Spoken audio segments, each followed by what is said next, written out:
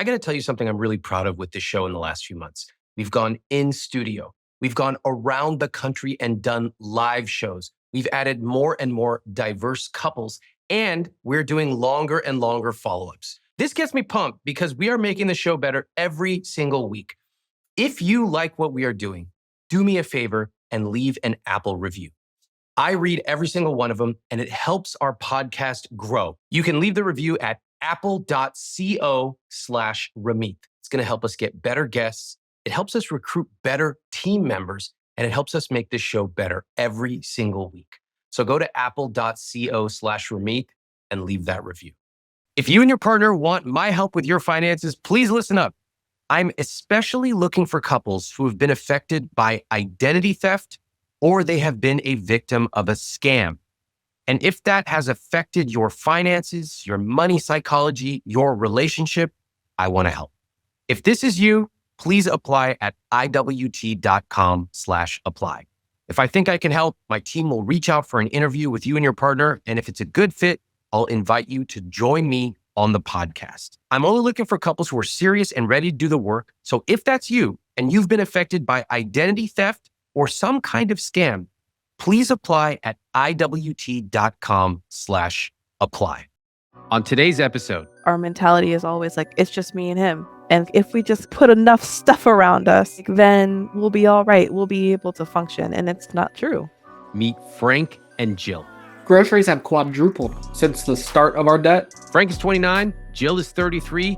They're married with 2 young children, and they are stuck in a vicious cycle of overspending and credit card debt. I'm angry at the cycle. I'm angry at myself. I'm angry that we can't be aligned. I'm frustrated. Frank and Jill both struggle with the money messages they grew up with. I was taught by my mother that the credit cards are the devil. And if you get them, they are going to ruin your life. We'd ask like, oh, can we have this cereal? And she'd be like, no, we don't have a coupon for that. And so it was just constantly like, no. They tell themselves stories that prevent them from taking responsibility for their poor spending habits. My rich life is not driving a Ferrari. I want to be able to just relax and go places and go hang out with the kids and not fear poverty. And their inability to talk about money has driven a massive wedge in their relationship. I felt like he's checked out. Even when I asked, hey, can you figure out what your retirement is? It was like, I don't care. And to me, I'm like, don't you understand? Like, that's what we're working towards. If things don't change soon, they might face some major consequences. The biggest fear is we're going to be bankrupt, and all of the fears that we have been fueling are going to be reality. Can they ditch their old money habits and start working towards building their rich life? We need to stop doing these things to us, and we need to come together and make time for each other and make time for our money. Now let's meet Frank and Jill.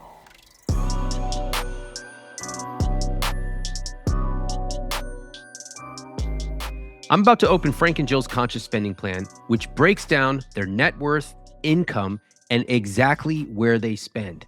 You can download and create your own conscious spending plan, or CSP, using my free template at iwt.com/CSP.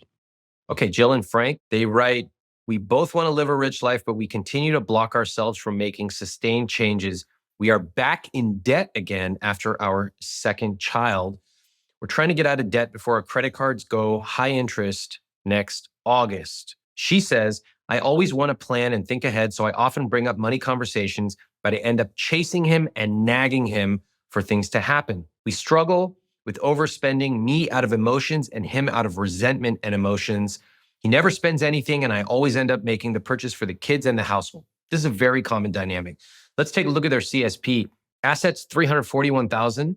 Investments, $27,000. Savings, $42, not $4,200, $42 in savings. And debt is $449,000. Total net worth of negative $80,000. Okay, before I go on, I should point out that it's often that people have a negative net worth, especially early on in their lives. That is when you factor in things like student loans or other types of debt. But what is obviously and immediately concerning is the fact that we have anyone with only $42 in savings, but especially young parents. If I saw this in my own life, I would stop everything and I would focus on this. This is a red alert. It is a 10 out of 10 emergency. Let's keep going along. Gross monthly income is about $120,000 a year. Okay, nice. Fixed costs at 107%. Okay, right there is the ball game. They are broke. They are spending more than they make every single month just on fixed costs alone. So this is it. Right here, we know why they feel stressed.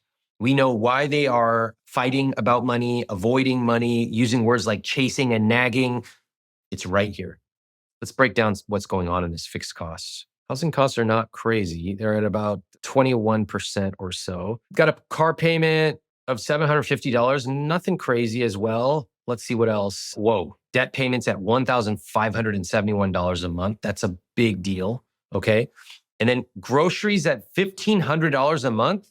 It's difficult when you have two of those things. Let's look at investments. Predictably, they're at zero. Savings are, what the hell? Savings are at 5%, but that 5% is $300 a month for Christmas. And then guilt-free spending says negative 12%. I don't believe that. I believe they're probably eating out, probably spending on a bunch of discretionary stuff. I almost guarantee that they are spending a ton of money on kids stuff. People who are in debt, especially credit card debt, it's almost 100% correlation being in credit card debt and an inability to say no to kids. So there's a lot going on here, but I'm actually really excited to get a chance to speak to them. I think that we can make some big, big changes with their spending and probably zoom out and really help them think about money in a different way. So looking forward to talking to them. We have big problems to attack here. The biggest fear is we're going to be bankrupt, and all of the fears that we have been fueling are going to be reality. We've tried to get ourselves out of this process 3 times, and we're back here again. We don't have the tools. There's something deeper here. We need like a behavioral change. And I've seen your podcasts and your videos, and I'm like, okay, this might be the person who can like help us get to that space that we're trying to hide from. And if I could wave a magic wand right now, what would I do for you?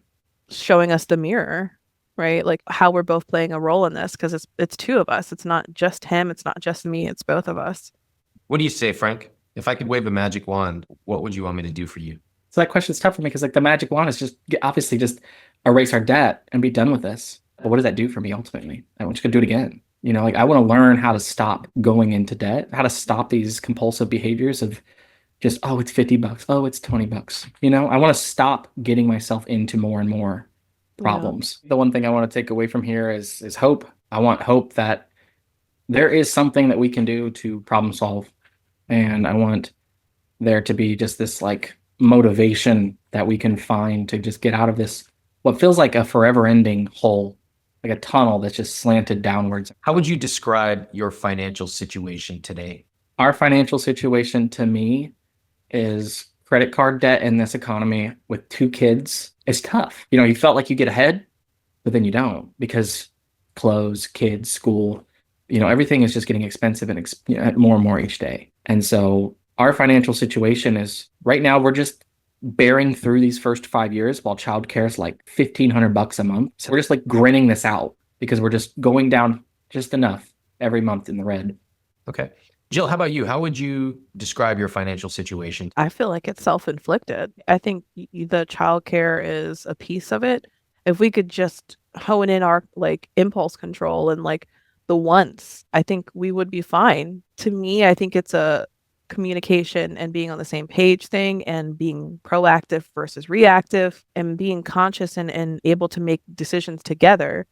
And to me, that's where the problem is that we just can't be on the same page ever, or it's an argument, or the other person's like, okay, whatever, just do whatever. So I'm hearing a few different things. I'm hearing your financial situation is self-inflicted, which is kind of contradicting what Frank said about clothes are getting expensive, childcare is getting expensive, groceries are getting expensive. And I'm hearing communication is an issue. You don't really talk about money, or if you do, it's quick. It's fly by night. It's disagreements or fights. One person retreats. Mm-hmm. Do the 2 of you have a shared vision of money?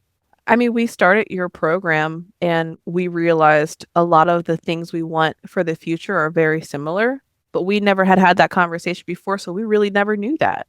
That's good. Which program? Are we talking about my book or my money coaching program? What are we talking about? The online money coaching program. Oh, and what happened when you finished the program? We sure didn't. Really? What happened? The same cycle that we always have. Fear. We get scared. We don't want to look at the reality. So you go through the videos. Did you attend one of the calls? Yes.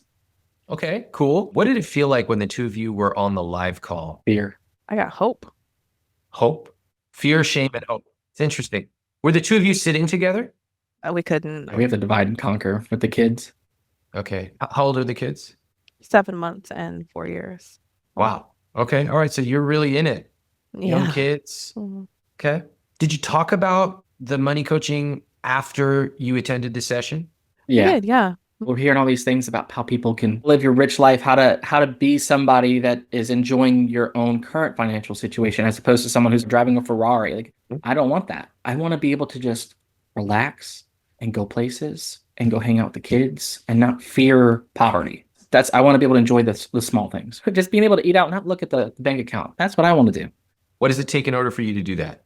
Get our finances together in such a way that I don't have to question that the money's not there. Okay. But then I'm confused because you all didn't finish step 2 of the program. Yep. Why? Got busy, as we say. As we say, we didn't have time. Is that a phrase you use a lot? Every day. Is that true? Do you not have time? It feels like it. Between kids and work, it just seems like we're running around like crazy people. We're like, our one son has autism. Our other son's 7 months old. So between daycare and work, we barely cross paths until it's Saturday or Sunday. How long would you say that this disconnection of time between the two of you has been going on for? 7 months. Since the baby came, the second one? No. For 11 years. Wow, different.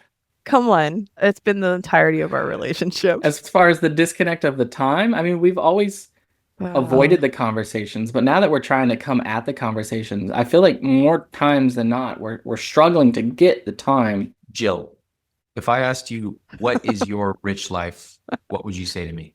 For me to be able to spend time with the kids and my husband and to, have shared memories and build memories with the kids and be able to take care of our health, to just be able to live through the day and not be stressed and on edge because our finances are on my mind all the time. Not being where I want to be, not being able to have those conversations. I have tried to figure out ways to come at conversations, and I always feel like it's not successful. Do you remember what my question was? What's my rich life? Mm-hmm. And do you see where we just ended up?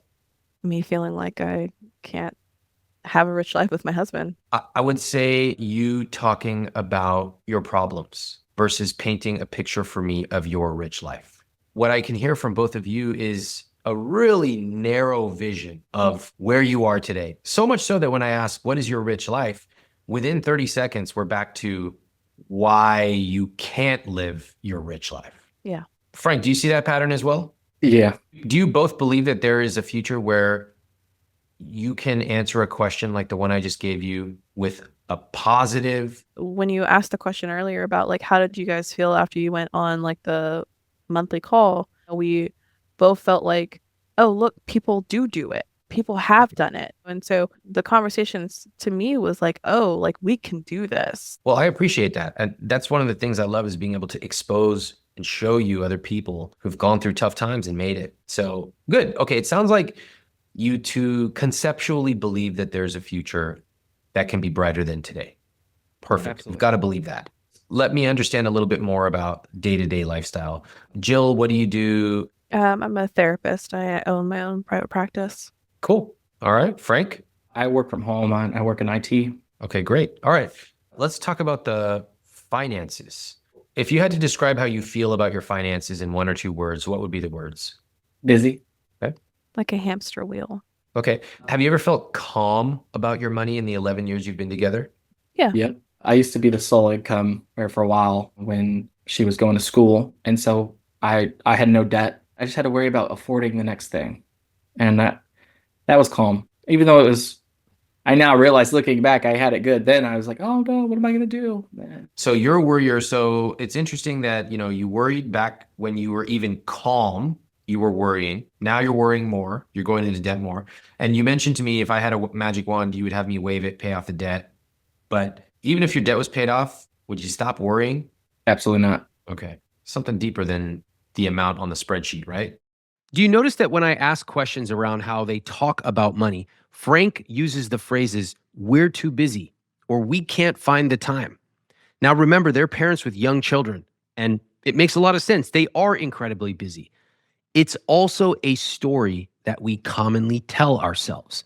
We are too busy to do X, and we find that the results show up, for example, with their finances. I'm not here to tell anybody how to run their time or even how to run their money. But once you get comfortable with the story that we are too busy, suddenly it becomes a self-fulfilling prophecy. In fact, it's easy to dismiss most parts of managing your money. As Frank just mentioned a moment ago, he's been a worrier since before they had debt. So there's a lot to unpack around his relationship with money. Let's listen in as he talks about the money messages he heard as a child. I grew up in a house where money was like, you didn't have it. And if you did have it, it was spent ridiculous. You know, bills not getting paid, but you go order $90 in pizza. As a kid, you're like, oh, yum, pizza. As an adult, that's a poor choice. Did you grow up poor? I would say middle class with self-destructive behaviors. Very interesting. What part of the country did you grow up in? Columbus, Ohio. Okay. What do you remember your parents saying about money when you were a kid? We don't have any. What else? We got some. Let's go spend it. And they spend it on family stuff like pizza or anything else? Pizza, toys, adventures. We would go like tubing down the creeks. You know, we would go to camping, eating out, stuff like that. And then what happened when you didn't have money again? What would they say to you? There's no money. Can't go do those things. We got to wait till the next check. Do you ever see your parents talking about saving or investing?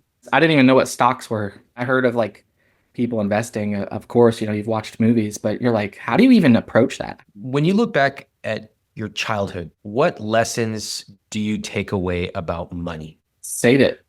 I know that kind of contradicts what I just said, but save it. That's the lesson I took away. Save it all. Don't spend anything. That's a little contradictory based on how much you're spending right now, right? Yep. When the kids came along, it was like a brain switch for me. I was like, well, they need it. I have to give it. Wait, doesn't this sound like you just switched right into your parents? I don't want them to know, oh, we can't afford it. I tell my son, you know, you gotta save up for that. I'm trying to teach him lessons that I need to teach myself. You know, I'm trying to say like, we only have $5. He goes, picks out an $8 toy. And I'm like, ooh, the budget's fine for this one. You can get away with this for about a year and a half more. And then they get too smart. They know what's going on. Dad's over here telling me one thing and doing completely the opposite. Kids are really smart. You better find a new line. That's not going to last much longer. Yeah. What do you think will happen when your son starts to point out how you're saying one thing and doing another? How are you going to react to that? And, you know, I'm going to feel horrible. Like, Dad, we don't have it, but you can go do that. Very interesting response. You're going to feel horrible, not I'm going to make a change right now so that he never has to point out that I'm saying one thing and doing another. What do you get out of that? Out of saying, I'm going to feel horrible instead of talking about what you are going to change behaviorally? I have this path in my mind that it's not changing.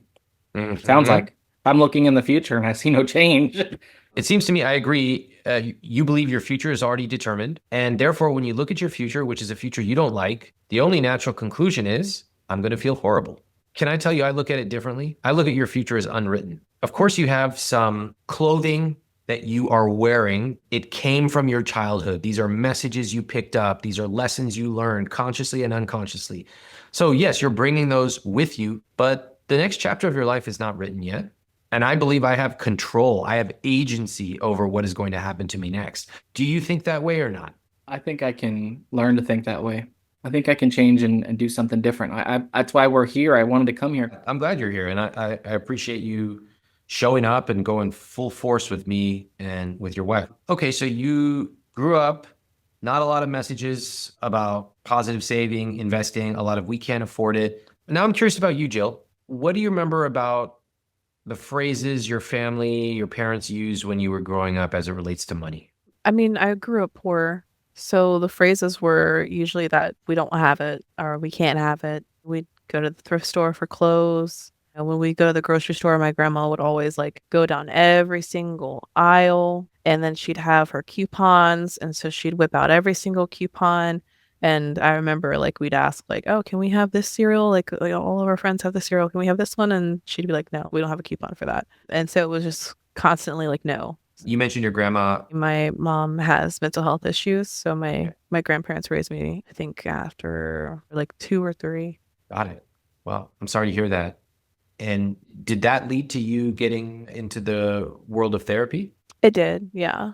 Okay. Yeah, it was a rough childhood, but my grandma was a big proponent of like getting services. So, even though like we were poor, she made sure like we had the state insurance and went to therapists and saw people. And she always made sure we went to the doctors and dentists. So health was like really important to her. Like we were poor, but we didn't need anything. We just wanted stuff. Of course, every kid wants stuff. Yeah. So you grew up a lot of talk about we can't afford it. And did that same type of conversation continue throughout your teenage years? It changed. I would say probably in elementary, my grandpa started talking to me. Like my grandpa was the financial guy. So he would be always sitting on the porch reading a finance book. Like he would always talk about the investments he was doing. So there was 3 of us, my sister and my brother, that they took care of, and I'm the youngest. So he always would talk to me about like, hey, these are the books. This is where I keep all of your guys' stocks. And when I started working, he was like, you got to put back, your 30% for savings. And I just, no, I didn't want to hear any of it. To me, it was like, I finally had my own money to do all of the wants that I was always told I couldn't do. I wanted a cell phone when I was in my teens, and they were not going to pay for a cell phone. So I had to buy my own cell phone.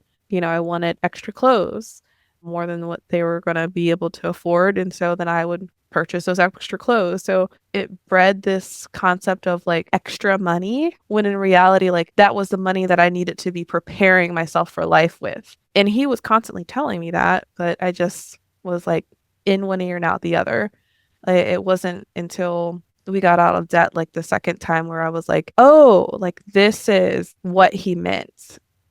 This is why this is so important. I am getting older and I don't have any savings. I don't have any retirement. And I'm like, man, all of that extra money that I was using for like things that I wanted that I didn't need, I could have had all these savings because my needs were met with my grandparents. They just like the wants. And so that's exactly how I spend as an adult. And that's the challenge I have, is the telling myself, no, you do not need that. You have your needs met. That's my issue. Is that the challenge you currently have as well? I still fight it. Yeah. I mean, I go through periods of time where I'm like, I'm on it. This is my plan. I want a retirement. I want to not work my whole life. And then literally like, I'll just be like, oh, but I really want that. Feel like a battle, like you're fighting a battle with yourself? It does. It literally feels like my adult self is fighting my child self. Mm. Like I'm trying to like tell the child self, like, dude, like I know you want that, but like you really, time is running out. Like you got to get yourself together. And then the child self is like, I hear you, but I really don't care. Like, let's just get this one thing. That's powerful, how Jill admits that. Her grandparents provided for her and tried to teach her to save. But because the message she internalized was, you can't have that, she struggles to manage her impulse control. It's like driving a car. Her grandparents only taught her how to hit the brakes, and that has turned into all or nothing for Jill. Earlier, we heard Frank describe the money habits that he picked up from his parents and is now passing on to his own kids. There's a lot at play here. But I will say, even the very situation they are in gives them the opportunity to rewrite their story. Let me tell you what I mean. They're the parents of young children. That's incredibly stressful, overwhelming. Of course, you're busy. Maybe true. But what if we rewrote that story to say, yes, we might be a little overwhelmed. Of course, we're going to be busier than we ever thought. And we get to make amazing changes and to build a healthy relationship with money that will be passed down for generations to come. You said that you got out of debt for the second time. Can you walk me through the number of times you've gotten into and out of debt? So while my grandfather gave great lessons on retirement and savings, he did not talk about credit cards with me. He didn't talk about how to use them, how to manage them, none of them. So I was already under this misconception of like extra money. So when I got my first credit card, I was like, oh, I have this extra money I can use. Oh, this is great. I'm gonna just spend it. And oh, I only have to pay this small amount monthly. I can afford that. Then that was the slippery slope of me just, oh, I don't have it right now, but I'm going to get paid. Let me just swipe my card over and over and over again, like through my college years. How much debt did you get into? Oh God, the first time I think 12,000. Okay. And did you pay it off? I did, yeah. How did you do that? My husband said, I'm not going to marry you until you get this debt paid off. We're talking about Frank? Yes, we're talking about Frank. What? Okay, I have to say that surprises me. Frank, that's I love the boundaries. I love that. I love any partner who says, look, this is what I need in order to be in a healthy relationship. I'm not trying to change you, but I'm telling you what I need. Frank, that's pretty cool. Where did that come from for you? It came from a very, very disciplined man who would not spend any of his money unless he had it. I was taught by my mother that the credit cards are the devil. And if you get them, they are going to ruin your life. And so I didn't own one. I didn't want one. And the debt associated with them. So Jill, what was your reaction when he said that? Oh, I'll take care of it. Don't hold my French fries. That's all it takes, because we were like, I think 6 years in at that, 5 years in maybe, or yeah, we waited at the time. Wow, yeah. That's kind of interesting. You waited 5 years to talk about that? She was still going through college and hadn't entered the workforce. And I was working full time. All right, so he said, I would like you to pay that debt off, otherwise we're not going to get married. And Jill, you were like, cool, say no more. How long did it take you to pay that debt off? A couple years. Okay. Yeah, three years. Was it hard? Yeah, it was hard. And looking back, do you feel proud? Absolutely. I mean, I celebrated when we got out of debt that first time. So you get out of debt, you all get married. When was the second time you got into debt? It was when we lived next to a Earth Fair, which is like Whole Foods. And my wife grew up being told no on a lot of the food choices that she wanted. And credit card later, I turn around and look, and I was blindsided by some severe debt. And I was like, whoa. Hold on. Yeah. How much is severe debt? I think it was like 14,000. What are you buying, like Frosted Flakes or something? The same stuff your grandma told you can't buy? You're like, I'm going to buy it now? What is No. I would handle pretty much all the stuff for the house. I would go grocery shopping, get the household goods, all those things, because he would go to the grocery store and get like the cheapest stuff. And I'd be like, I don't want this cheap stuff. And then he'd get upset and say, why? We don't have the money for it. And I would say, but we do. And then he was like, well, then you just go grocery shopping. I don't care. I wanted the pristine health. So everything was organic. Everything was grass fed. Everything was like the best of the best. It was outrageous to come home with a brown bag. I'm like, it couldn't have been that bad. You're like, it was $400. I'm like, it fits in a bag, a brown bag, and it's $400. What's in there, gold? It sounds like the way you brought it up would be kind of jokey. Was it a joke, or were you mad? I was very mad. I didn't know that it was going on a credit card. I didn't know the true cost of these items. In the moment, I'd be like, oh, this is good. This is great. Oh, this tastes great. This is nice. How much was this? Okay. Wow, that's outrageous. At the time, it was like, how could you do this again? So you got into personal debt buying groceries for both of you. Yes. All right, so Frank finds out, and then what happened with that debt? I got upset and I said, I am going to fix this right now. You are going to give me your credit cards. I'm going to take you down to a federal credit union. You're going to get yourself on a payment plan with a personal loan, and you're going to pay this off, and you're going to hand me the cards. What is this guy? It's not Frank. It's like Frederico. Frederico comes out just freaking gangster, suave. He goes, this is how it's going to be. You want to get married to me, Frederico? You're going to pay off your debt. $14,000 a debt. Let's go. We're going to the credit union. We're going to take care of business. Where did this come from? The second time. Well, wait till we get to the third time. Hold on, Frederico. Let me take it step by step, okay? I know you like to run around here. All right. So you go to the credit union, you put the payment plan in place, and what happens? It gets paid off? What'd you do at the end when you paid it off? Celebrated again. We went out to dinner. High five. Good job. Love you. Celebrate. Okay. Yeah. Are we in the middle of the third time right now? Yeah. Yeah. We're in deep. There's a caveat here though, Yeah. Oh, because after that last time, I was like, I'm sick of this cycle. I want to get ahead of this. And I went spreadsheet happy. And I was like, Yeah. we have to figure out where our money's going. And at that point, I had broken the trust enough, I guess. He didn't care. He wasn't trying to have the conversation. I was chasing him for months. even though the debt had been paid off, why were you out of it, Frank? I was so sick of having the mindset of we don't have it, we don't have it. I got jealous. I was like, well, if we don't have it, why are you spending it? And I'm not. I was like, okay, well, I'm going to go buy a computer then. If I were going to rack up debt, I'm going to do something for myself once in a while. Whoa. I just have to jump in here because this is a heartbreaking comment from Frank. It's heavy, but I'm also not surprised to hear it. The thing is, when one person in a relationship is the money person or even the enforcer, as Frank or his alter ego Frederico was, and the other person's just content to be along for the ride, that can often breed resentment. You do not want to be in a relationship where there's a parent-child dynamic. It is bad in so many ways. And in this case, that resentment led to Frank basically throwing in the towel, saying, why bother? Why do you get to buy whatever you want and I have to be the bad guy? This is one more example why it is so crucial for both people in a relationship to have an active role in managing the family finances. There can never be one money person because this is an example of what happens when there is. I talk more about this in my new book, Money for Couples. And real quick, as you're watching this, if you enjoy these videos, you want to be the first to know when we drop a new one, make sure you hit that subscribe button. It really helps my team and me grow this channel. So what do you think about this decision looking back? I screwed up royally. I should have had conversations and kept the mindset firm. You don't have it, you don't spend it.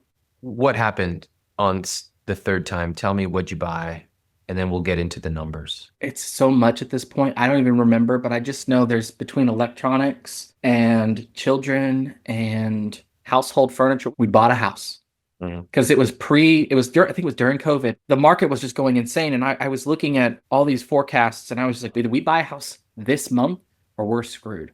We did. And then the market went off the roof and our house like went up $150,000 in value. Where'd you get the down payment? Where'd you get the money to furnish the house and maintain it? Where'd you get all that?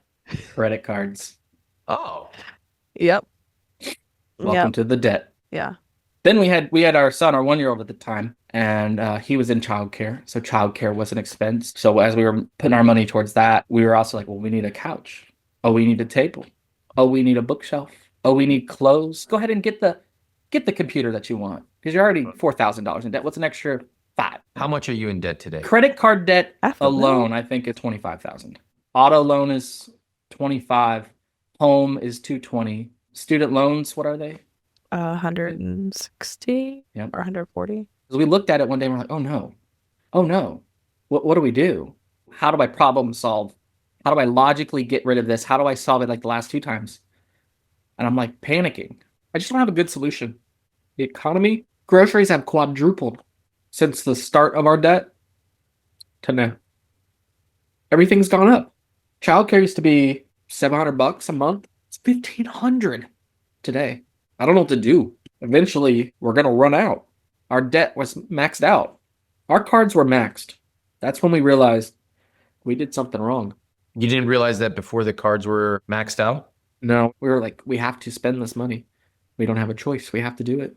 You know, it's what we have to do to keep it going, keep the cycle, keep the lights on, keep getting the kids in school, and keep paying for clothes and food. Ask us if we spent anything extravagant in the last year. I'd say no. We have been pretty good, I think, about trying to make sure the things that we need are needs, not wants. What's in your house right now? What's the most expensive thing in there? Oh, man. Usually it's a car. Okay, so the car, yeah, obviously. How much is that? It's a van, $25,000. Okay. What's next? The other car, which is $9,000. We got computers that are probably our next big items. The furniture, What's the most expensive piece of furniture? our bed. How Oh, much? yeah. It was $2,500 for the base and then $3,000 for the mattress. Okay. So you all have a more expensive bed than I do. Okay. What's next after the mattress? The $5,500 mattress in bed. What's next? Solid wood Amish table. Okay. Yeah. And then a $3,000 couch. We bought like a fancy Roomba for like $1,000. I bought a monitor for my computer gaming and working, and it's like $1,000. And I think that was in the cycle of just panic buying all the things that we wanted. Can I make an observation? Yeah. Frank, you said we haven't spent on a lot of extravagant stuff. I think you have, particularly for your income. The bed alone, not to mention the table, the multiple computers, and on and on and on. That is extravagant. Our mentality is always like, it's just me and him. So we have to figure out how do we make me and him work well enough to keep our day-to-day going. And so we're like, if we have a better monitor, then we're going to be working faster. If we have a Roomba that cleans the floor, then we won't have to mop the floor so often because we're so stressed. If we just put enough stuff around us, then we'll be all right. We'll be able to function. And it's not true. This is the most Americana of stories. We don't communicate effectively about money. We don't even spend a lot of time together. We tell ourselves the story that we're doing it all for our kids, but we lie to our kids. We tell them save money. We don't save money. Meanwhile, we're increasingly in debt. We're busy. We start to concoct stories. Well, we need this because of that. Let's buy this. It'll make us feel better. We then tell ourselves another layer of story, which is we're not actually buying anything extravagant. It's all necessary. We're investing in our time and ourselves. And you end up where? Yeah, in debt. In debt, disconnected, Yep. feeling behind, stressed out, bad health. Mm-hmm. Here we are. Now, what happens if you keep going? The biggest fear is we're going to be bankrupt, and all of the fears that we have been fueling are going to be reality. You're going to be bankrupt. Do you know when? All the interest rates of the credit cards go on full strong next year. Oh, you have artificially low interest rates right now? Yeah. We balanced, part of my panic problem solving was I balance transferred to 0% interest cards for a year so that we would have some time to pay things down and just keep slapping as much extra income as we could.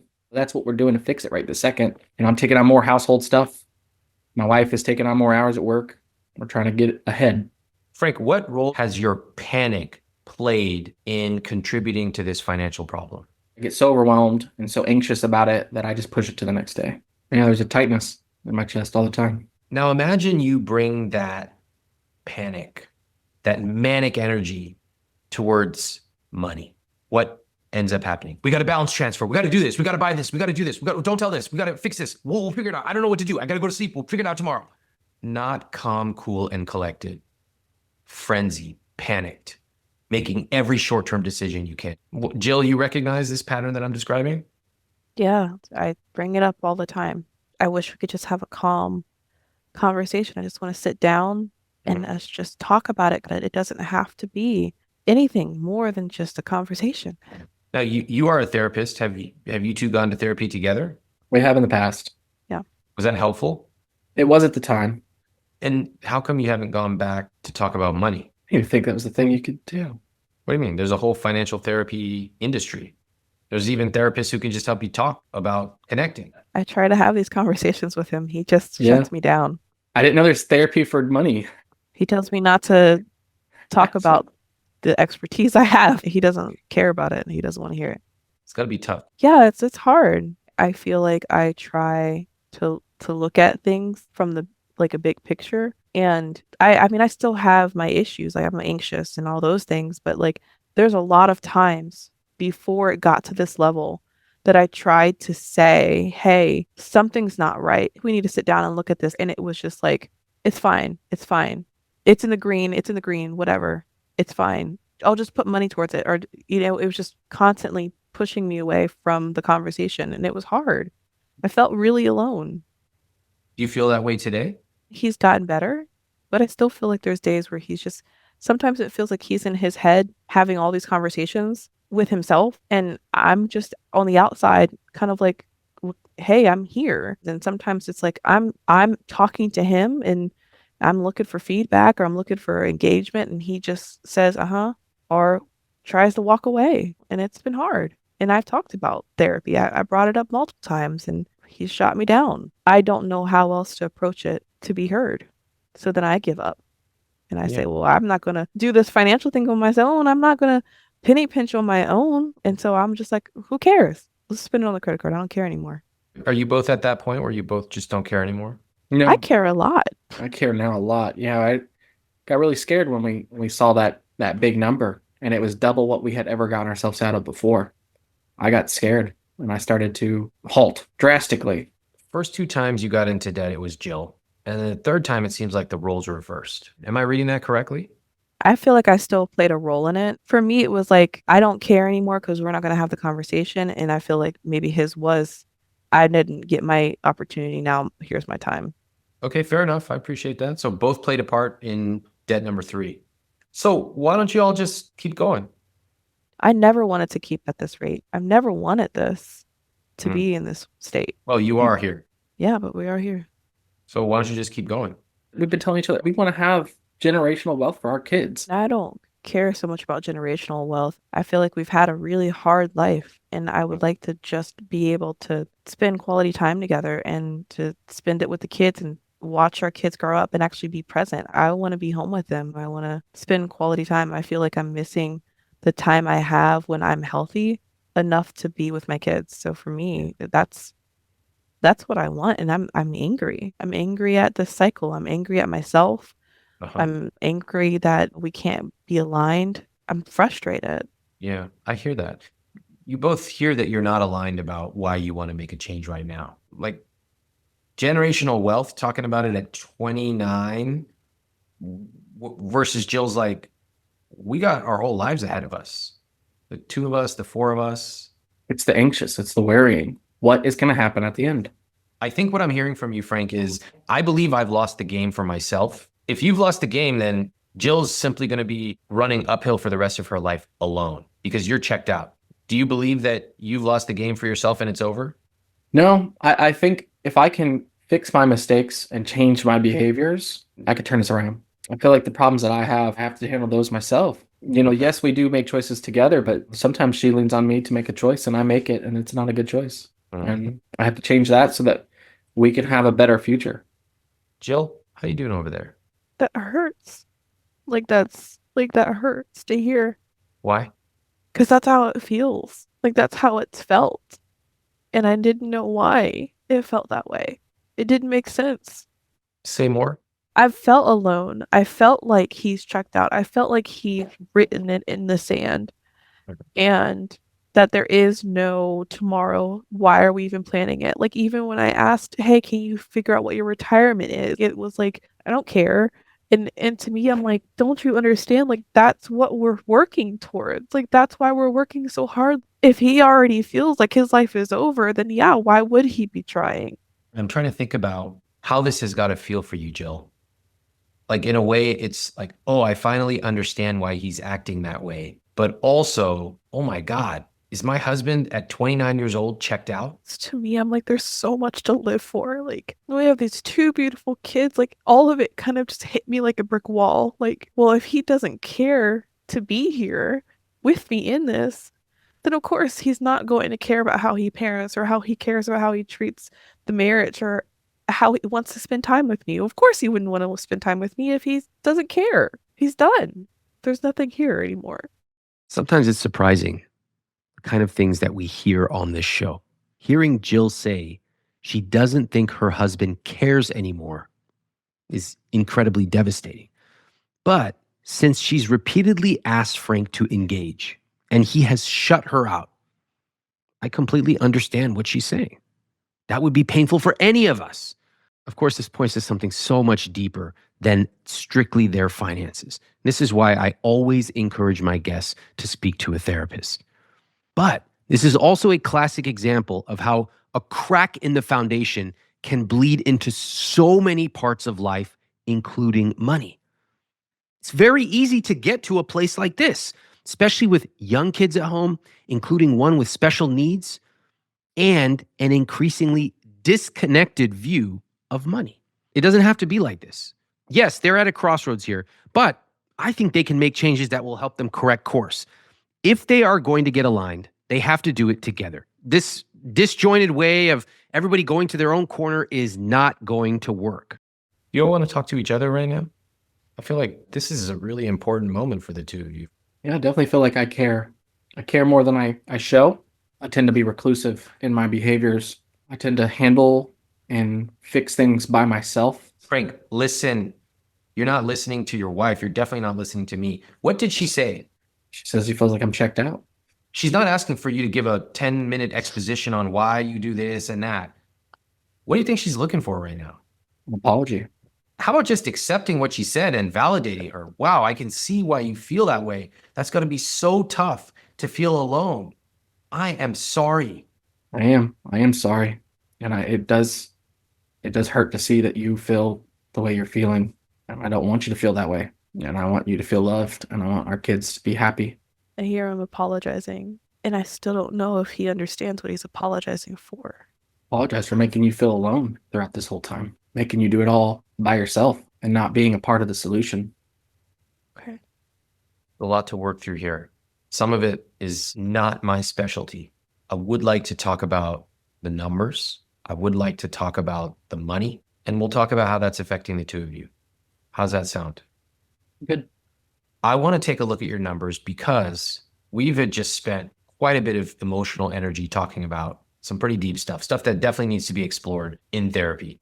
Let's take a look at the numbers, which will help ground us and see where you are today. Jill, why don't you go ahead and read the word in bold and then the number in full next to it and just work your way down. Assets are $341,109. Investments is $27,554. Savings is $42, and debt is $449,000 for a total net worth of negative $80,861. Okay, just so everybody hears those numbers correctly, we have savings of $42. Yep. That's the full amount. And then debt of $449,565. All right. What do y'all think about these numbers? Not good. Yeah, I want the savings to be up so we have emergency funds, and I want our investments to get to the point where we're investing money so we can retire. Jill, how about you? Yeah, I mean, I want to invest more. I want to save more. I want to get the debt paid off. I would like to see a positive total net worth. That'd be wonderful. Do you all see the connection between your behavior with money over the last 11 years and the net worth numbers? Yeah. Absolutely. Okay, let's go down to income. This time, let's hear from Frank. Frank, what is the combined current monthly income? $10,613. All right, 10.6K per month gross, which is gross income of $127,351 per year. Did you both know that's how much your household makes? Yeah. Yes. Oh, good. Okay, great. Now we're going to work our way down the CSP, going through the 4 key numbers. What is this fixed cost number right here? 107%. Your fixed costs are 107% of your net pay. So that's it. That's the end. You're broke. Yeah, this has been the conversation I've been having, is that we're not okay. 107% means you're spending more than you make just on fixed costs every month alone. Mm-hmm. All right, let's just finish out and then we'll come back and do the line items. Investments are at zero. You're putting $0 away. Is there any 401k or pre-tax money going away? Not currently. All right, so $0 going there. Savings, almost zero, but it looks like you all put $300 a month away for Christmas. Am I reading that correctly? Oh, no. That was $300 flat. Like for this year, it's coming up, how much will you spend? $300. And then the last one, guilt-free spending says negative 12%. I know that's not true because when was the last time y'all ate out? Monday? Just out of curiosity, where'd you eat? Firehouse subs. Yeah. Okay, how much total? Everything, including delivery, I think it was $60. Okay. I mean, according to CSP, you spend negative $783 a month. How can that be? I don't know. We spend more than that. I know you do. The answer is it's going on your credit cards. No, it's owner draws, and we're paying it with cash. Yeah, the income on that sheet is her base salary. She makes more, but she keeps it in the business. So that income is not accurate. What's with all these technicalities? All right, maybe you're not putting on a credit card, but in the end, are your credit card balances going up? Yes. Are you spending more at all on your credit cards right now? No. You No, put them we're not doing away? that. Yeah. Yeah. We are trying our best to every single chance we get to throw all the money at it. Yeah. I need to understand more about how you make money, Jill. You're a therapist. You get paid per session? Yeah, I'm on salary, so I Okay. pay myself, and then it fluctuates based off of people canceling or whatever. Then I'll do owner draws. You run your own business, is that correct? Yes. Hmm. Okay, so can we just look at this? Which salary are you? Are you the higher or the lower salary? The lower salary. Okay, 47.37 a month. Yeah. Okay, you're paying yourself $56,000 a year in base salary. Yes. Okay, cool. And then how much on average do you take in salary draws or anything else? It's between 2,000 to 4,000 additional each month. What? That's a lot. It's only been since the past 2 months because I increased my hours a lot. In order to make more money. Yes. And is this part of why you feel like you're not spending as much time with your kids and you're resentful of that? I used to have everything built in, so I had time for my husband and time for the kids, and that's all gone. Can we make the change right here and just see what happens? Hmm. So like you're actually taking home, if we're going to be conservative, let's just say you're taking home 2,000 extra per month. Watch what happens to this fixed cost number, okay? This percentage that currently says 107%. Watch what happens when I increase your take home pay. What'd that number drop to? 85. Yeah. From 107 to 85%. What do y'all think about that? I mean, Wow. that's why I took on the hours. Before we go line by line, do you all know why I recommend 50 to 60% for fixed costs? To live a rich life.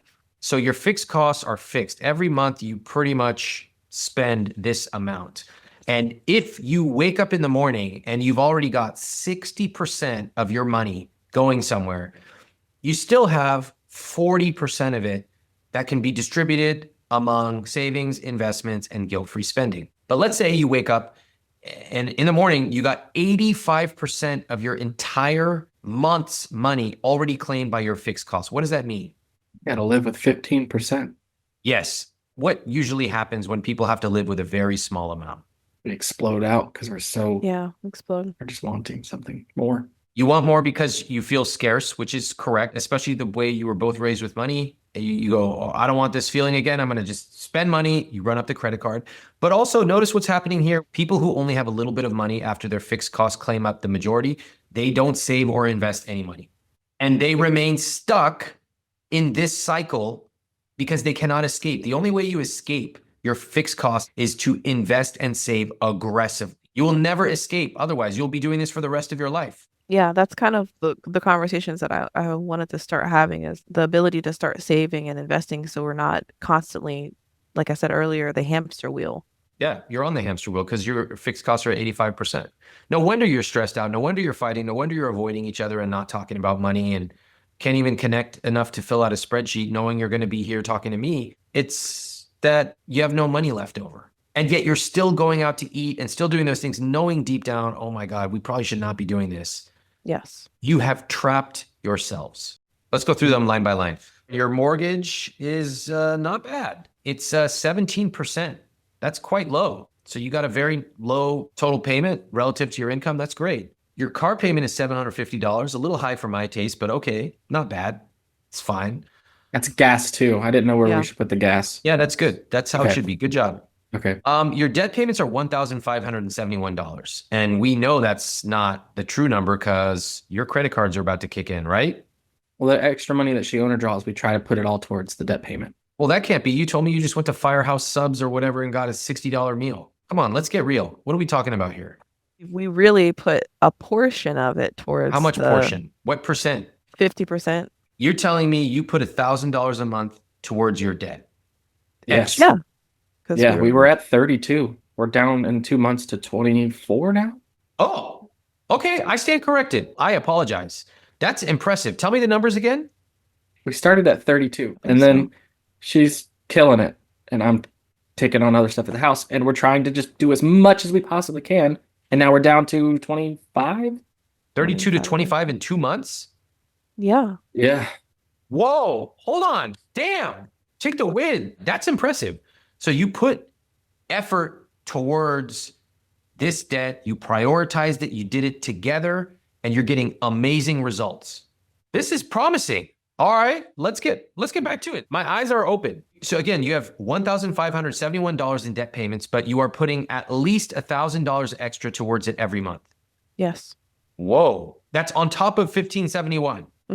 I think we put like 1,000 one check and then 1,000 the next check. Oh, we went down hard on this credit card. Love it. Let's keep moving.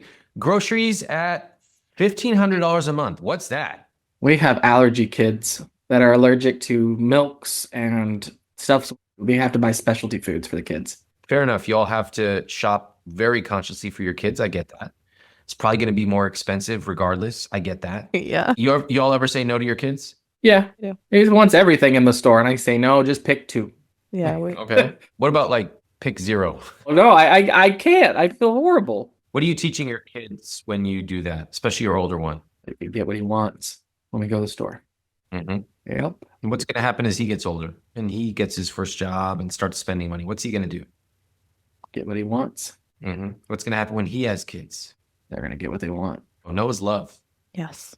can be delivered lovingly. It can be delivered with a great lesson. Sometimes it can just be delivered with one syllable. No. But I will tell you that 100% of the couples I speak to in credit card debt struggle to say no to their kids.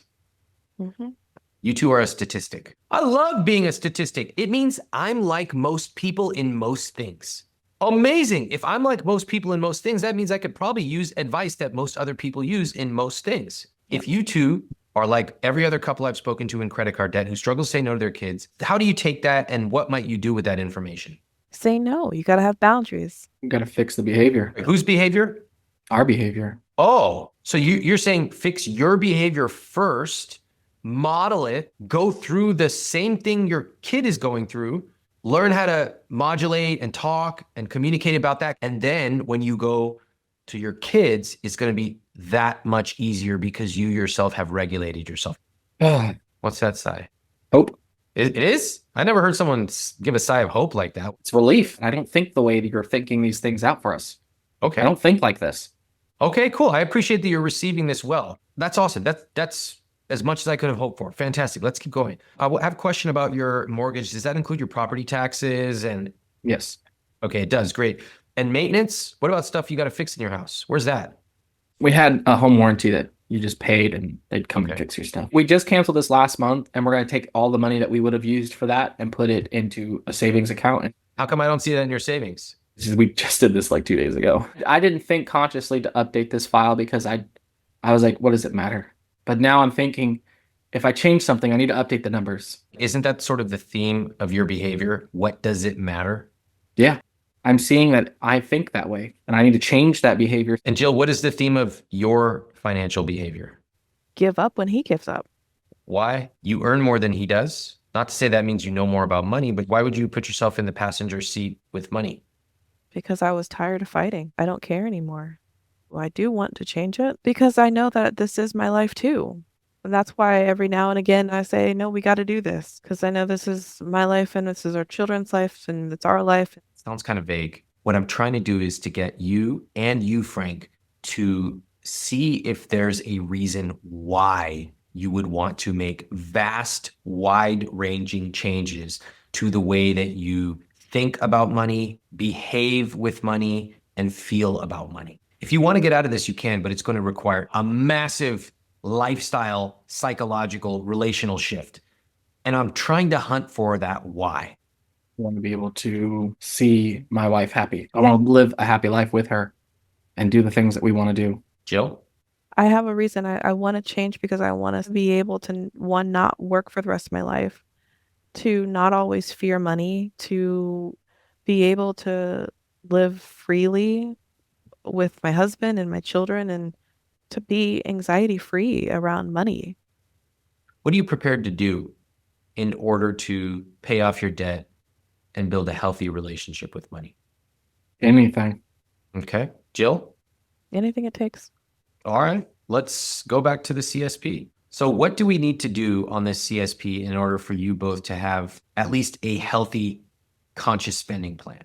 Lower our fixed cost to 50%. Yeah. Yep. Let's even say 60. Sure. What do you want to do? Groceries. All right. Tell me the number. 800. Yeah. I thought you told me this whole story about we need to get butter and we got to go to the ends of the earth for this oil. No, it is true if you want to go shopping, but it's not true if you want to meal prep and not buy so much processed food and start actually making it from, simpler ingredients. What's happening right now? Hold on. What's in your cabinet and your fridge right now? Usually what's in the fridge is like 28 containers of meal prepped food with like chicken, rice, and broccoli. I don't believe that. This is bull. How do you spend No. $1,500 a month on chicken, rice, and broccoli? I know that diet. Yeah, here's where it comes out. Frank, Amazon. Is anyone going to tell me the truth right now or what? I'm fearful you're all running out of money in a few months. You have no savings. You have 2 kids. One of you loses your job. Or frankly, if you just keep going the way you're going, it's over. That's it. You lose the house. I think I'd like to see your Amazon account. Can you open it up? All right, hold on. Let me just describe what I'm seeing here. This is from a few days ago, 5 days ago. I see shampoo, a lot of, some healing ointment, more shampoo, and then cutlery set, 360 pieces.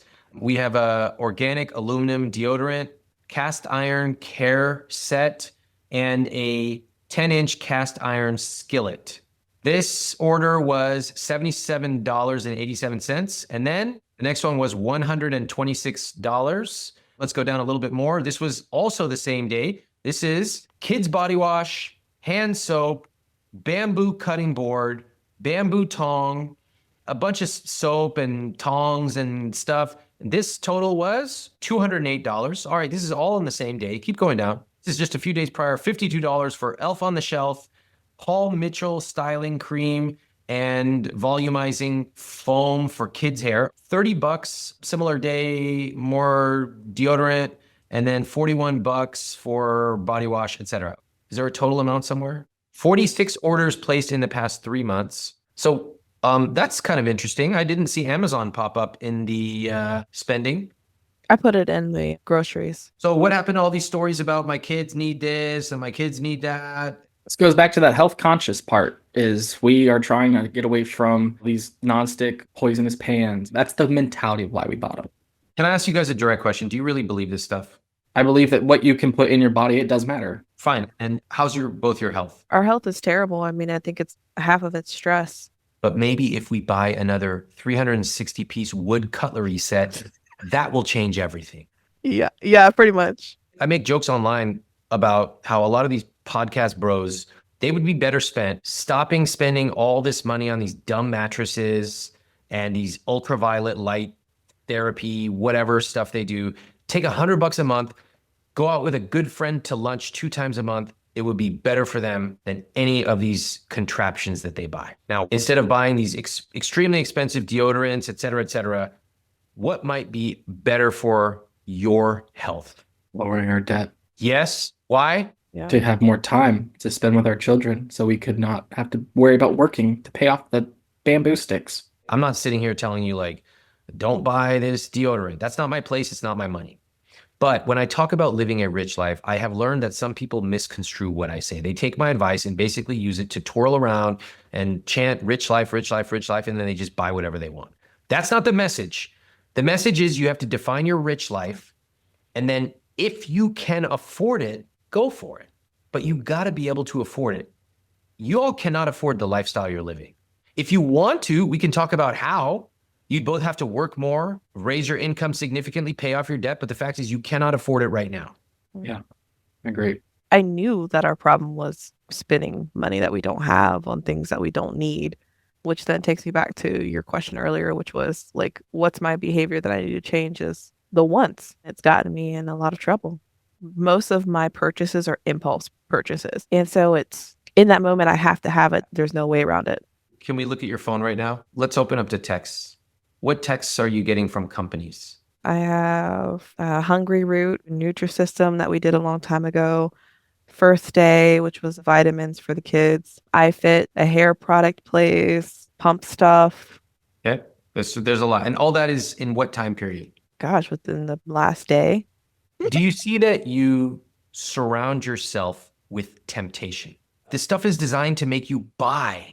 And the fact is the two of you are not particularly good at having a vision of a rich life. So you end up just buying whatever some freaking charlatan is telling you to. I can watch this stuff and I'm not trying to buy some substandard lotion for my hands.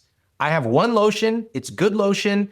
I buy the same lotion all the time. I don't need to try anything new. I know it works great. Now, let's talk about what we can do going forward. You told me in your CSP that you can cut some of this spending, this Yeah. Amazon stuff. Oh, yeah.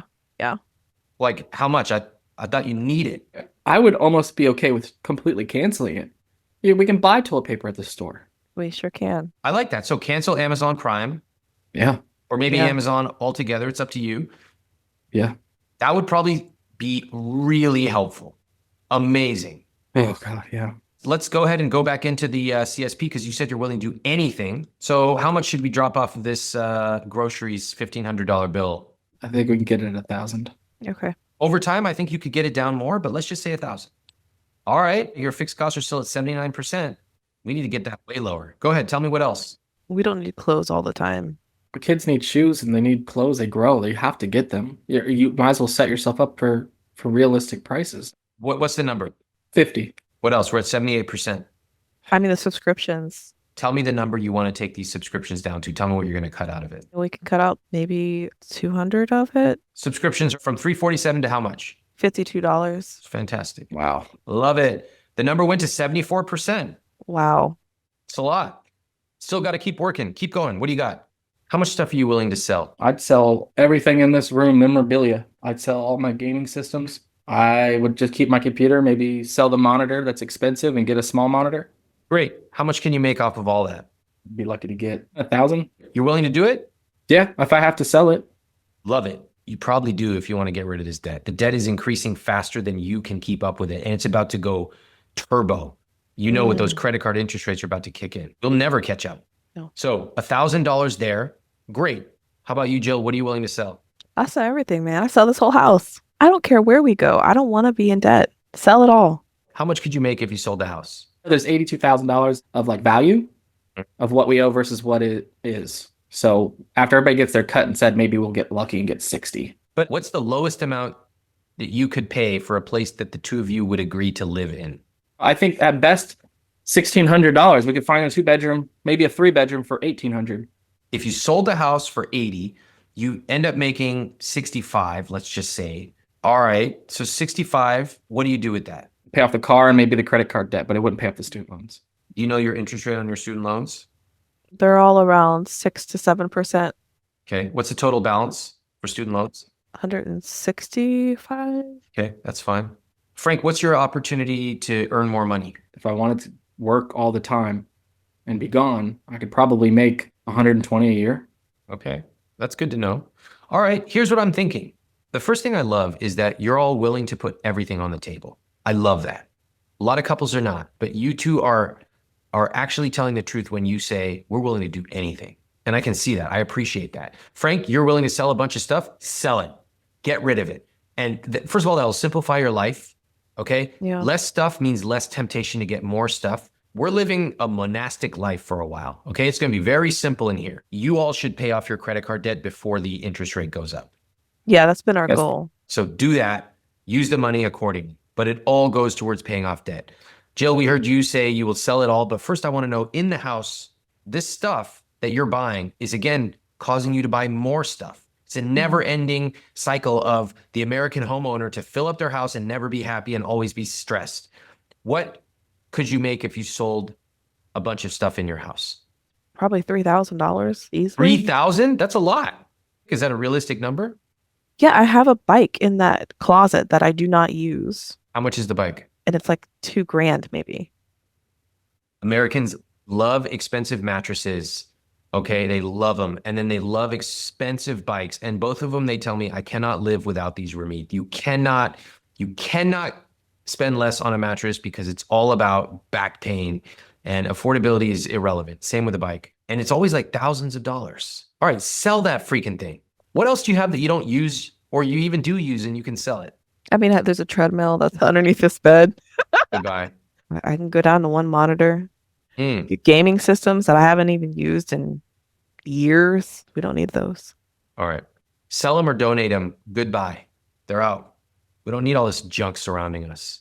It's not for us. It's not part of our rich life. $3,000 plus 1,000 over there. That's $4,000. I like it. I like it. That's really good. Okay, great. And then the reason I asked about the housing was if I'm looking at your housing, I don't know if it's a good idea to sell your house or not. I don't know. The reason I'm saying that is, yeah, of course you'd make some money and you would be able to clear out some debt, which is great. But right now you have probably a very low interest rate. Your housing percentage is pretty low, 17%. I want to know that you can find a place that is cheaper than this, because right now, at least your mortgage is locked. But if you're renting, for example, let's say right now your mortgage housing costs are like $2,600 a month is my guess total. So if you found something that was $2,500 a month, I would be like, don't do that. Why would you take on all that risk to save $200 a month? It makes no sense.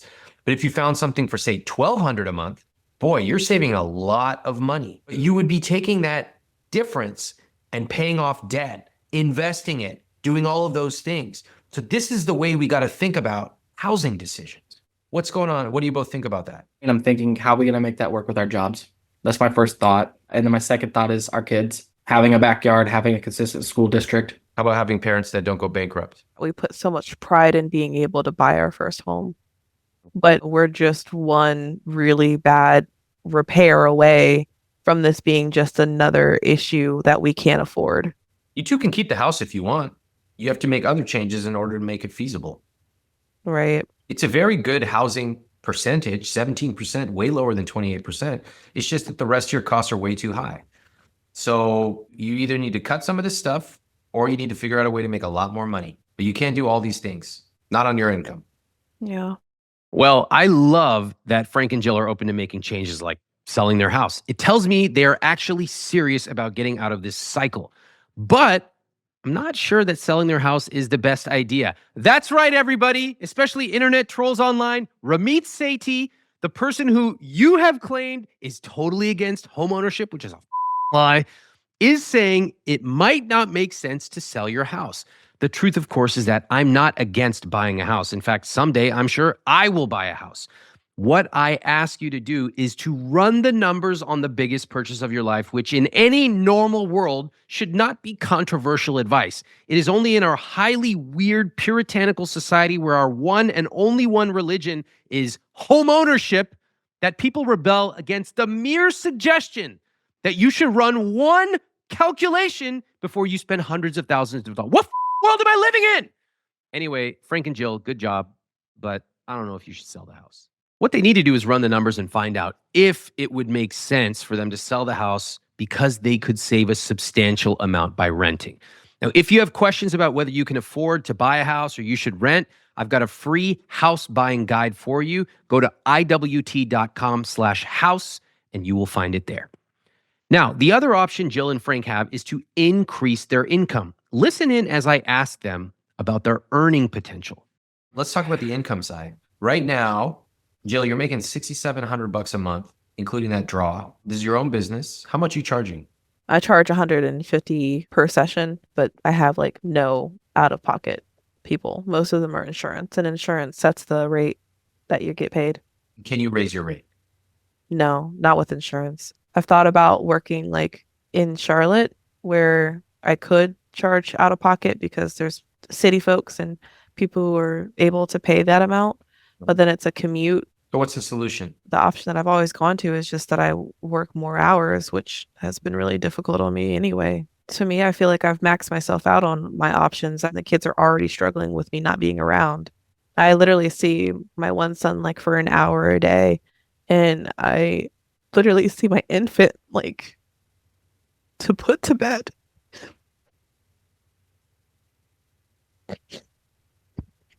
This is really hard. And it is hard, but I also am angry at myself because I know I did it to myself. We did it. I don't believe that there are no options. I don't believe that the two of you are stuck and this is it in your late 20s and early 30s. I don't believe that. That's sometimes the benefit of talking to a third party, somebody who's not in the weeds. You knocked out $5,000 of debt in the last couple of months. I think that's pretty impressive. We looked at the Amazon spending. Not only did you agree that you don't need a lot of this stuff, you actually told me you want to close off your Amazon account. Amazing. You agreed to sell thousands of dollars worth of stuff. That's going to go straight to your debt. Amazing. We're making progress. It feels hard because it is. We're in some of the hardest parts of this transformation right now.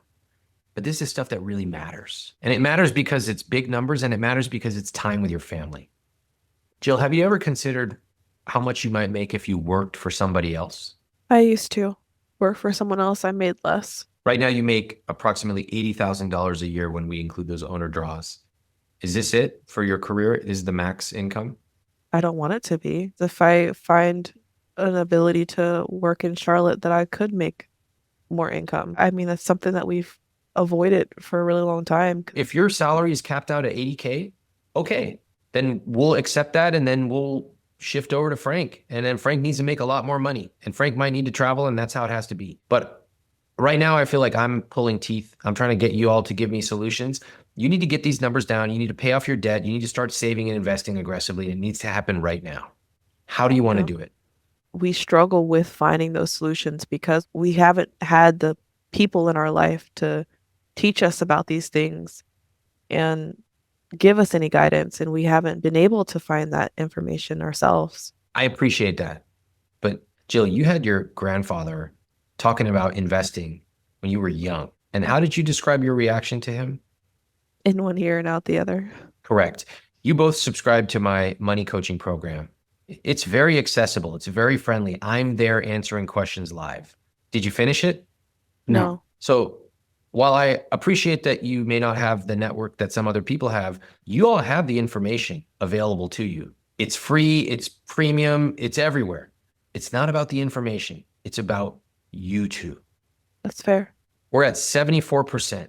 Got to get this number down. You just cannot have a sustainable life with your fixed costs that high.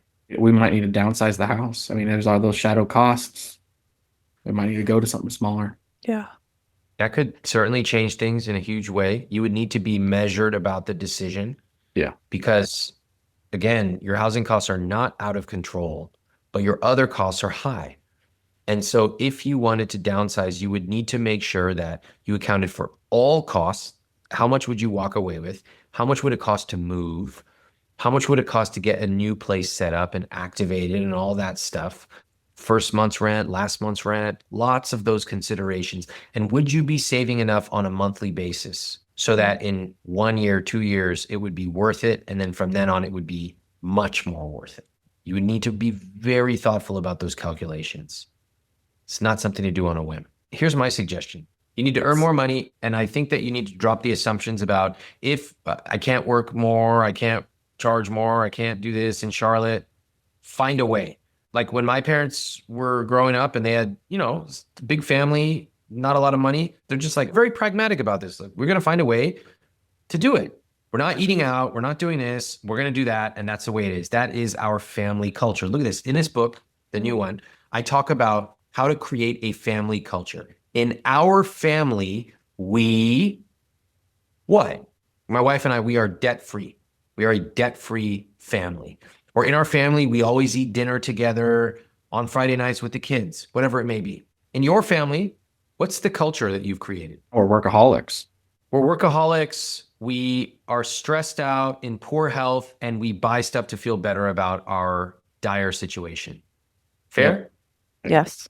And we also don't communicate with each other. Fair. All right. In our healthy relationship, what do we do? Communicate about finances How often? at least every month. Okay. How are you going to do that? There was this whole thing about the kids. How are you going to do that? We're going to make it happen with the kids. Find time. I have to if one kid has to sit nearby us while we do it, that has to be how it's done. Maybe include him into the conversation. Love it. What's next? We write down things before we buy them. Love it. What about the food thing? You're all dropping your food costs dramatically. How are you going to do that? We need to start shopping store brand products. We cook our meals. Think about like we buy all this organic stuff. The fact is you just can't afford it. I'm sorry. If you want to afford it, move into a 1-bedroom apartment and then you can buy all the fancy stuff you want. That's up to you. It's your choice, your money, but you can't do both. So it would be very worthwhile for the two of you to really define, in our family, we blank. You can always change it. You can always add or remove, but right now there is no we. And sometimes if somebody slips, they try something, you just go, hey, look, I thought we agreed. Like, this is our family. You don't have to come down on them. It's just like, hey, just a reminder, like, this is what we agreed on. I want to make sure that we're both sticking to it. Sometimes I need help. But right now it seems like you want to go out to pizza tonight, but in our family, we only spend on whatever, $800 a month for groceries. Boom. Okay, cool. Back to this. Let's talk about the earning part, the last part of it. The earning needs to go up. It's just that simple. Frank, when was the last time you looked for a new job? 2 years. I tried the 2-year cycle approach. I've been slowly, steadily increasing over 2 years. I'll look and seek for new positions. And how much can you get paid today? Well, if I take a job that's no longer remote, I could make a lot more, like 50,000 more a year. If you had to commute. Yeah, I could. I have a CDL Class A license. I could become a truck driver. Well, here's how I would approach that conversation. Okay. So I would start off by saying, let's talk about, look, I have this amazing opportunity. If I wanted to, I could make $50,000 more. First off, can we just give each other a high five that we even have this opportunity? Like, that's amazing that we even have that. Like, high five, I love you. Oh my gosh, we're so fortunate. Then, can we talk about what would happen if I did this? Let's first start with all the positives. What would we get? Well, let's redo the CSP. I would type in adapted numbers. You would see things go insane. The numbers would come way down. You would have thousands of dollars extra you could save, invest. Okay, all of that. Let's talk about what it would mean for us. Positive stuff. Well, we'd have more money. We could have some help, etc. Okay, now all that stuff is great. We stayed there. We focused on the positive. Now let's go to the negative. Well, what would it mean? It would mean time away. It would mean you would have to take on more burden, Jill. Jill's like, I don't want to do that. And so it would mean this and it would mean that. And we're apart. And you write it all down. And you sit on it for a day. And you come back and you talk about it. You take another crack at it. Here's what I'm thinking. I definitely think we need to make more money, but I don't want you to be on the road that much. Is there something else we could do? Or, you know what? I think this is a really good idea for the next 2 years. 2 years, extra 50K. It puts us in a position. We pay this off. We do it aggressively. We get on our feet and then we can switch to something else. Who knows? That's how I would have that conversation. What do you notice about that approach? It's thought out and you're waiting on the decision. We're working together. Yeah. Both of you have a voice. This is a decision for both of you. It affects the two of you. It affects your kids. It affects your relationship. But we got to start with all the positive stuff. That's the thing I noticed. It's not like just everyone going to their corner of the ring and then boxing. It's like, no, let's be methodical about this. Treat it with the respect it deserves. Similarly for you, Jill, your role, your income, you're a therapist, you have options. Maybe there's a commute involved. Who knows? Maybe you move cities. Who knows? The fact is right now, though, it's not sustainable. You two cannot operate on $162 a month in guilt-free spending. No way. You're spending 10 times that right now. You have no savings. The minute something breaks in your house or something goes wrong with your car, you two are in big trouble. So the biggest suggestion I have is you immediately start saving at least $1,000 a month. But the truth is you need to make some big changes fast. It's as simple as that. How are you both feeling hearing this? It's hard information. It's information we knew. It's information that we didn't want to look at, that we couldn't have an open dialogue for longer than, a few moments. So I think that's progress. To even be able to sit down and have this conversation and us both still be sitting here, that's a plus. I feel like we're actually going to be able to move through this and get on the other side of this and feel like we have a life to live. Love that. Frank? The choices that we're doing are only hurting ourselves. We are the thorn to our own financial problems. And we need to stop doing these things to us. And we need to come together and make time for each other and make time for our money. And we need to get this ball moving quickly. Yeah, I like that. Time is not on your side. But if you start to use time, it can become your biggest friend, not your biggest adversary. Look at this. Here's your investments, $27,554. You're not contributing anything else right now. Let's say we give it 35 years to grow. You end up with $294,000. That's at retirement. What do y'all think about that? Wow. Not enough. That's not enough. We ain't retiring.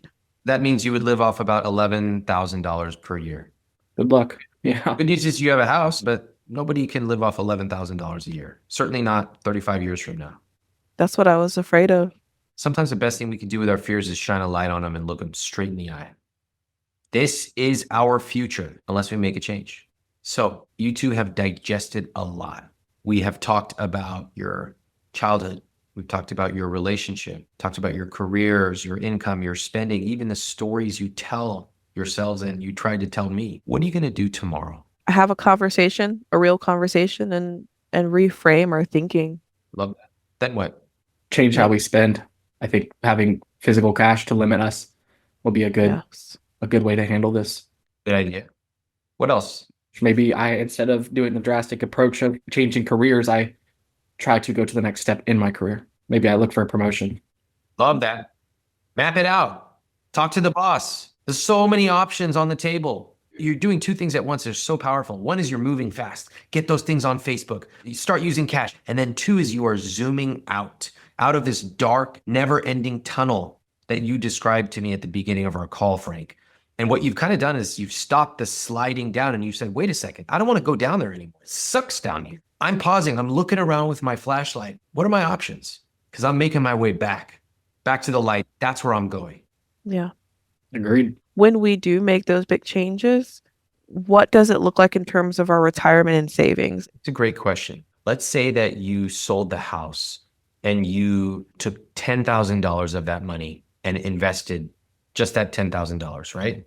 Okay. Let's see what would happen. So that used to be 27, we'll make it 37. Watch this number right here. Instead of 294, it turns into 400,000. Wow. So that $10,000 turned into over $100,000 increase. You'll see the power of that. Now imagine we keep that, it's at 400, but we do $12,000 a year or $1,000 a month investing. Okay? Look at what happens here. $2.1 million. Wow. Oh, wow. What did you notice? That's feasible. Like if we can climb out of this and have like be regimented, like we could actually retire. We could actually have a life to live. Yes. This is why I was getting a little aggravated when we were spending 5 minutes talking about some $10 subscription. And I was like, we can't be doing Yeah. this. These are the numbers that matter. $10 is a waste of life for you two to be focusing on. Remember I talked about $30,000 questions? Here it is. This is what I would be starting with as a couple. We are going to be investing $1,000 a month. We make $150,000 a year. We can find $12,000 a year to invest. Wow. Yeah. And if we can't find 12,000, we'll start with 5,000. And as we make more, we'll increase that number. It's so powerful. On the other hand, you could end up changing nothing. You could end up perpetuating the same cycle that both of you grew up with, doing the same thing, teaching your kids this, doing these games about, oh, let's just tell them to save, but we don't save. Let's buy them everything, not teaching them any restraint. And then you all end up without a lot of money. And then your kids end up without a lot of money. And it goes on. I don't want that. Agreed. Yeah. Cool. Don't want that. Now, what should I expect 6 months from now? Downsizing in some capacity. What does that mean? I have 3 desks in my office. I don't need this. I don't need all this stuff. This stuff doesn't feel good anymore. It just feels like, oh, there goes 2 months of retirement right there. Look at that. Wow. I love that. So you're going to have a simpler life. So that means stuff in your house, your room is going to look simpler. It's Gone. Love Yeah. it. Beautiful. Okay, great. And what else? I think we need to make career changes, whatever that looks like. If that looks like me trying to do private pay, I have never tried. I've been too afraid to try. Yeah. Career advancements. That's a great point. Amazing. The two of you are so young. If you both decided together, we are changing the way that we live. It's going to be a journey. It's going to be a tough journey. But the best part is you get to do it together. You could get out of this, change the trajectory of your life, and you could do it in 2 to 3 years.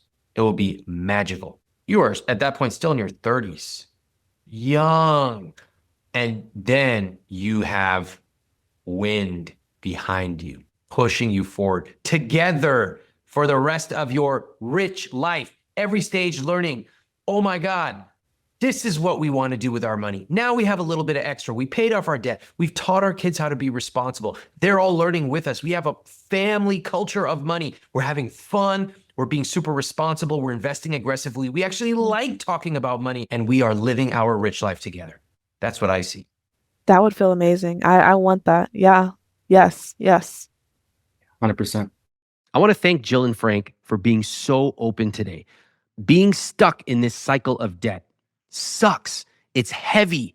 It feels like there's no light at the end of the tunnel. And at a certain point, many people just give up. They tell themselves, this is how we're going to live. We've always been in debt. We're always going to be in debt. But it does not have to be that way. They're going to have to make some big changes to get out of this cycle. And they say they're up for it. But as you've seen on this podcast, almost everybody says they want to make big changes. Only some people follow through. And that is what we get to see right now. Let's check out their follow-ups. We will start with Frank. One of the biggest surprises that I took from that call was just about how much we lied to ourselves about the reasons why we're in this situation. It seems that we have memorized some excuse as to why we're in this situation, but in reality, we're in it because of our own choices. So that was a reality check. My biggest takeaway is to make time about, our finances and how to talk about them and not give up and just stay focused on our long-term goals, our retirement, our savings, and getting our debt paid down. And speaking of our debt being paid down, we chose to cut out Amazon completely. We meant what we said. We also are going to start using cash. It's easier to spend stuff when you're using a card. So that's how we're going to create a better household around money, just being focused and having those open conversations. So thanks again to your team for showing us what we can do better as a family. And now, Jill's follow-up. What really stuck with us is just being able to have good dialogue and conversation about our finances and not avoiding the problem. We've been doing a lot better with having a lot of conversations. We went ahead and finished the money coaching program and have started our automated system, which we're getting used to. It's hard. It's a hard adjustment, but we're very, very excited to actually, sit back and allow our money to work for us rather than us worrying about our money all the time. We are looking into selling our home and going to be renting for a little bit, which is going to be a big shift, but we are very excited about what's to come and being able to actually afford the things that we want to afford, which is going on vacations and trips with our family and having more time together as a family. And that's really what we're hopeful for. So we have some big things in the mix of just life changes, and already have paid off 2 credit cards, which we are very happy. We paid off a personal loan and one of our credit cards, and that was great too. So we're making good progress. Thanks. Honestly, amazing. Amazing. Yes, I love all the tactical changes they made. I love how quickly they moved. I love all of that. But what I really love is how they started to look at money differently. And when you start to look at money differently, when you radically reconceptualize your relationship with money, you will often find that you reconceptualize your relationship with the people you love. Jill and Frank, I'm very proud of you. Thank you for sharing your story, and please keep me updated.